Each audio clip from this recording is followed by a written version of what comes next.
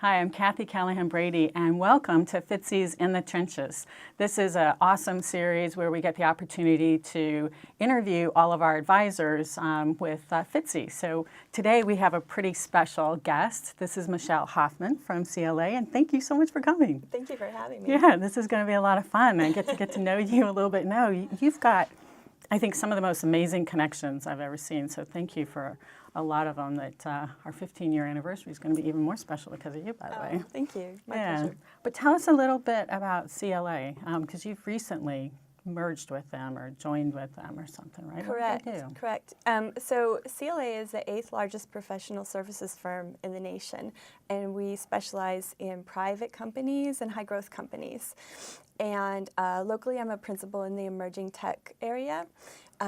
Mostly software, e-commerce, that kind of tech. And at CLA, the services we provide are outsourced accounting, tax, audit, wealth advisory, all kinds of consulting, and we're very focused on business growth. Our motto is to create opportunities, and we do that by knowing and serving our clients and our community. And we recently had a new branding event, and our brand is actually a picture of a bicycle. Really? Yes, and Okay. and so what that represents is what some people might call the life cycle of a business. We call it the journey. So wherever you are in your journey, whether it's in the beginning with training wheels, or in the middle of the race, or crossing the finish line, we have services that can support you, and we're there for you. And that fits me really well, because we're always talking about the life cycle of the business, and our 15 years is going to be adventure or journey ready. I mean, it's just going to be fun. Exactly, exactly. That's cool. It fits emerging companies. And when we talk about creating opportunities, I just wanted to give you an example of kind of what that means. I worked with a company, a technology company, that was really an e-commerce company in the beginning called ID.me. They were a funded company, and they had all of a sudden an opportunity to get a grant from NIST, the National Institute of Standards and Technology, $3 million grant. But in order to get it, they had to comply with and pass an audit showing that they met the requirements for government accounting. And they had 45 days to do that. So it was a bit of a pivot for them to get that grant in the space of online identity. But because of my experience in government contracting, I was able to help them implement the process and the systems that they needed to pass the audit and get the $3 million grant. So those are the kind of things we're talking about when we say create opportunities. Awesome. That's really cool, because that's something all of the clients need. Yeah. But I know also one of the reasons why you're such an amazing advisor is because you've been through this before. I mean, many people might just put you over here in this bucket of you have this level of experience. Our entrepreneurs really like the experience that you've done it before. So you've had your own business before, and you've recently merged with CLA. Tell us a little bit about that. What inspired you to do your own business? Well, back when we would write letters to each other, I would write letters to my friends, and I would sign them future CEO. And that's cool. So I always had that entrepreneurial spirit in me, but somehow I ended up working for the federal government for 10 years. And when I was coming out of that and wanting to do something different, I was looking for jobs, and at the time, as you know, and a lot of people in Frederick know, part of why we're here, Fitzy's here, this was in the early 2000s. A lot of the jobs were focused in Tyson's Corner in Virginia. And I didn't want to work in Tyson's. I didn't want to live in Tyson's. And I had a friend who was an entrepreneur. He was an attorney, and he encouraged me to start my own business and work with small companies. And that was great because it gave me the ability to work in some great emerging communities, Frederick being one of them.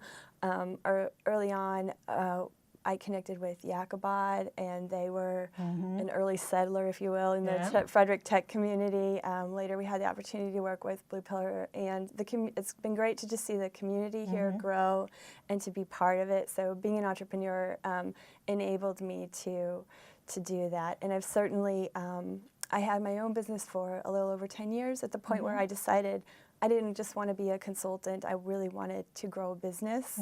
So all of the things that an entrepreneur would go through, I've certainly been through and appreciate, whether it's compliance issues or just setting up your accounting, HR.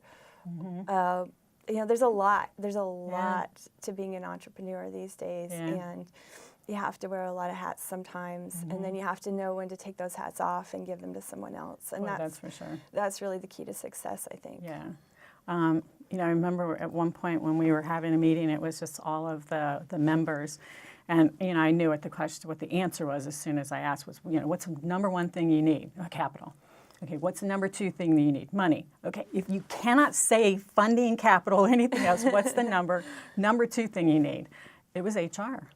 Yeah. It was, you know what, I've got a new client, I'm worried about this. And there was just, we've got all these different questions and I was surprised at that one. So I get it. No, and one of the things we've talked about before is, you know, what makes an entrepreneur successful, or how do you learn from your mistakes? And I think a thing that is really key to success is being able to focus, if you're the CEO, being able to focus on the story of your business, especially if you're a funded company. You're out there and your job is to just tell the story, to basically be an evangelist for your product or whatever it is that you're doing. And so you need to find people or partner with people who can do the HR, and you don't have to become an expert in HR. Right.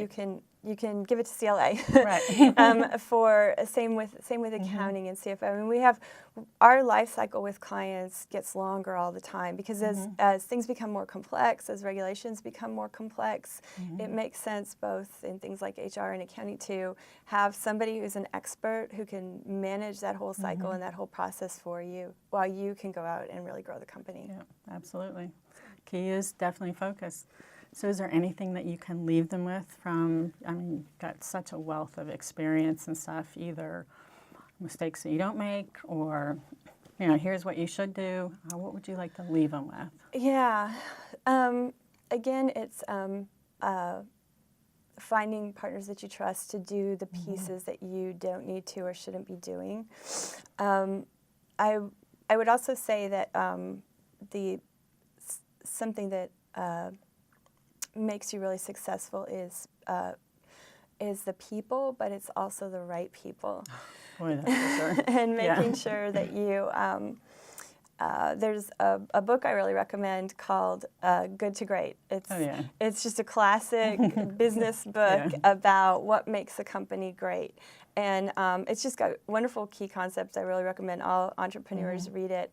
And one of the things it talks about is people always say that people are their greatest asset, but it's really the right people. And so in that book they talk about this concept of your business as a bus, and you want to get the right people on the bus, get the wrong people off the bus, and then make sure everybody's in the right seat on the bus, that they're doing what they're really good at. And you can move them around a little bit if you're not sure that they're there, but then maybe they eventually go off the bus. But having the right team is really important. Yeah, and it's really very difficult because you get so attached to people that you're with, and unfortunately some people that you start with are not the ones that are going to take you to the next level a couple years down the road. Yeah, I get that. Yeah, and my recommendation is, as hard as it is, I've certainly been through this as an entrepreneur too, when you know someone's not the right person to do it quickly. Yeah, and that can be hard. That can be a hard thing to do. So I would say that's probably been my biggest mistake as an entrepreneur is not making you know in your gut when you're an entrepreneur that you know this might not be the right person. Yeah. And as soon as you start to feel that, you should really cut the ties. Yeah. And that's probably something that's hard for a lot of people, but very important. Yeah, I've found that is one of mine as well. You know, they always say that you hire slowly, you fire quickly, but and I completely agree with it because I've been on the other side of it where I haven't, or I have hired quickly and I haven't fired quickly enough. And paid the price for that one, that's for sure. Yes. And we always do it. We've got big hearts. Yeah. Yeah. So thank you for that. It's a great book. Bill Collins, I think, is the one who wrote it. Jim Good- Collins, Jim yep. Collins. Yep.